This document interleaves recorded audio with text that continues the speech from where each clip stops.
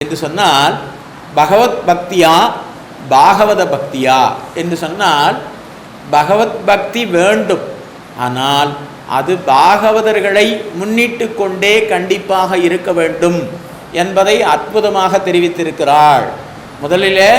முதல் 5 பாசுரங்கள் அந்த திருப்பாவையினுடைய அவதாரிகை என்று சொல்லப்படக்கூடியது.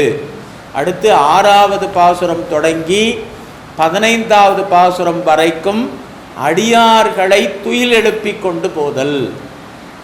அதாவது இந்த உலகத்திலே இருக்கக்கூடிய அந்த குணாதிசயம் படைத்த அடியார்களை எல்லாம் தேர்ந்தெடுத்து அவர்களை புருஷாகாரமாக கொண்டு எம்பெருமானை அடைய வேண்டும் என்கின்ற அற்புதமான தாத்பரியத்தை நமக்கு எடுத்து காட்டியவள் ஆண்டாள் தாயாராக இருக்கக்கூடியவள்.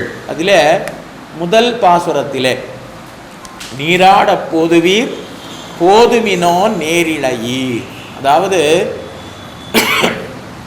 நீராட்டம் என்பது எம்பெருமானோடு கலத்தல். இந்த ஆத்மா எம்பெருமானுடைய திருவடியை போய் அடைதலை நீராட்டம் என்று சொல்லுவது வழக்கம். ஜீவாத்மா பரமாத்மா என்ற 2 தத்துவங்களும் இணைவதை நீராட்டம், சுனையாடல், புனலாடல் என்றெல்லாம் தெரிவிப்பது உண்டு. அப்படி நீராட போதுவீர் போதுமினோ நேரிழையீர். இப்பொழுது ஒரு சுவாமி உள்ளே பிரசாதப்பட்டு கொண்டிருந்தால் யாரோ ஒருவர் வந்து அவரை பற்றி கேட்கிறார் என்று சொன்னால் நாம் என்ன சொல்ல வேண்டும்? சுவாமி சாப்பிட்டுட்டு இருக்கார் அப்படின்னு சொல்லக்கூடாது. சுவாமி பிரசாதம் கண்டருளி கொண்டு இருக்கிறார், சுவாமி திருக்கண் வளர்ந்து கொண்டு இருக்கிறார் என்று சொல்ல வேண்டும். ஏனென்று சொன்னால் அந்த சுவாமியினுடைய மரியாதை நிமித்தமாக அப்படி ஒரு வார்த்தையை தெரிவிக்க வேண்டும். அதைத்தான் இங்கே தெரிவிக்கிறாள். நீராட போதுவீர் போதுமினோ நேரிழையீர். அவர்கள் குளித்து கொண்டிருக்கிறார்கள் அல்லது குளிப்பதற்கு வருவதற்கு காத்து கொண்டிருக்கிறார்கள் என்று சொல்லாமல் நீராட்டம் என்று சொல்லப்படக்கூடிய எம்பெருமானுடைய கலத்தலுக்கு யாரெல்லாம் ஆசையாக இருக்கிறீர்களோ அவர்களெல்லாம் வந்து கலந்து கொள்ளலாம் என்று சொல்லிவிட்டு அவர்களை நேர் இளையீர் என்று சொல்லுகிறார். நேர் இளையீர் என்று சொன்னால் என்ன அர்த்தம்? நல்ல ஆபரணங்களை அணிந்தவர்கள். ஆபரணங்களை அணிந்தவர்கள் என்று சொன்னால் நல்ல நிறைய நகைகளை அணிந்து கொள்வார்களா என்று சொன்னால் அப்படி அல்ல. அதாவது கோகுலத்திலே கண்ணன் ஒவ்வொரு வீடுகளுக்கும் சென்று அங்கே இருக்கக்கூடிய பெண் பிள்ளை இடத்துல என்ன சொல்வான் தெரியுமா? நான் நாளைக்கு மாலை 4 மணிக்கு உன்னை வந்து சந்திக்கிறேன் என்று சொல்லிவிடுவான். இவ்வளோ நல்ல அற்புதமான அலங்காரங்களை எல்லாம் பண்ணிக்கொண்டு கண்ணன் நம்மை பார்ப்பதற்கு வருவான் என்று காத்து கொண்டிருப்பான். 4 மணி 5 மணி 6 மணி 7 மணி வரவே மாட்டான். அதற்கு பிறகு 8 மணிக்கு தன்னுடைய அலங்காரங்களை எல்லாம் களைந்து விடுவோம் என்று சொல்லி அலங்காரை களைந்த அடுத்த நிமிடமே கண்ணன் பெருமான் வந்து நிற்பான்.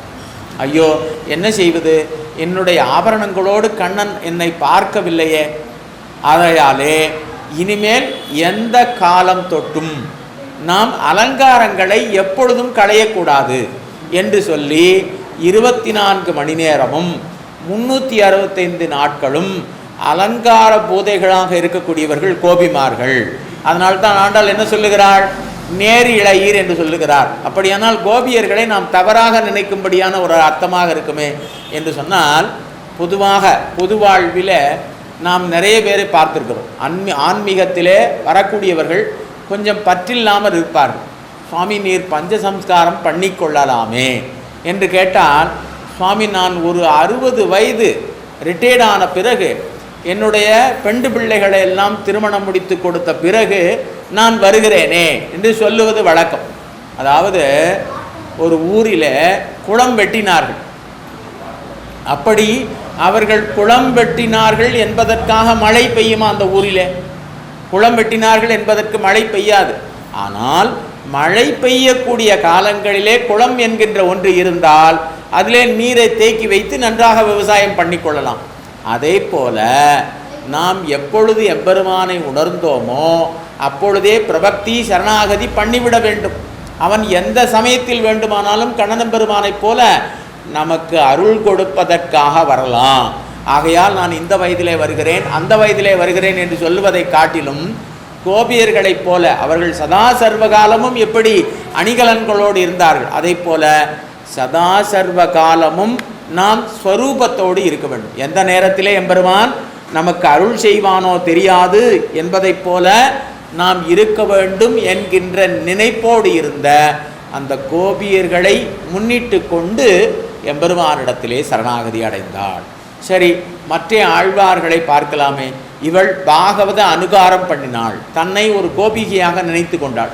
மற்ற ஆழ்வார்கள் எல்லாம் என்ன நினைத்து கொண்டார்கள்? சுவாமி நம்மாழ்வாரை எடுப்போம். தன்னை தலைவியாக நினைத்து கொண்டாள், தன்னை தாயாக நினைத்து கொண்டாள், தன்னை தோழியாக நினைத்து கொண்டாள், தன்னை எம்பெருமானாகவே நினைத்து கொண்டாள். கடல் ஞானம் செய்தேனும் யானே என்னும், உற்றார்களுக்குற்றேனும் யானே என்னும், உற்றார்களை அழிப்பேனும் யானே என்னும் என்று பரமாத்மா எம்பெருமானைப் போல எல்லாம் அனுகாரம் பண்ணினார்கள். ஆனால் ஒரு பாகவத அனுகாரமாக திருமங்கையாழ்வார் என்ன செய்தார்? எம்பெருமானிடத்திலே அம்பினாலே அடிபட்டு ஓடிய ராட்சசர்களைப் போல அனுகாரம் பண்ணினார். பெரிய திருமொழி 10ஆம் பத்திலே பொங்கத்தம் பொங்கோ என்கின்ற பாசுரம் உண்டு. அதிலே தோற்று ஓடிய ஒரு ராட்சசனை போல அனுகாரம் பண்ணியிருக்கிறார். அப்படியெல்லாம் பண்ணியிருக்கிறார்களே தவிர ஒரு பரம பாகவதையாக தன்னை அனுகாரம் பண்ணினார்களா என்று சொன்னால் அது இல்லை.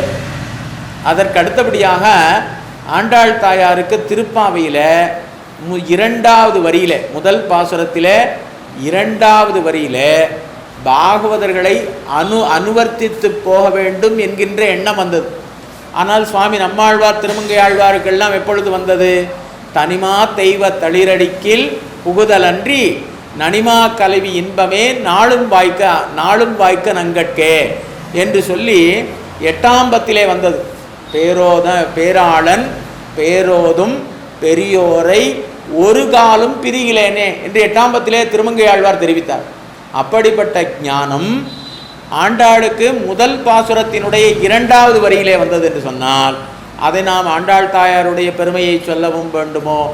ஆழ்வார்கள் தஞ்செயலை விஞ்சி நிற்கும் தன்மையல் என்று அற்புதமாக சுவாமி உபதேச ரத்னமாலையில் மனவாள மாமுனிகள் தெரிவிக்கிறார். அப்படி ஆழ்வார்களுடைய செயலை இவள் எந்த இடத்திலே விஞ்சி நின்றாள் என்று சொன்னால், ஆழ்வார்கள் எம்பெருமானே உபாயம் என்று இருந்தார்கள்.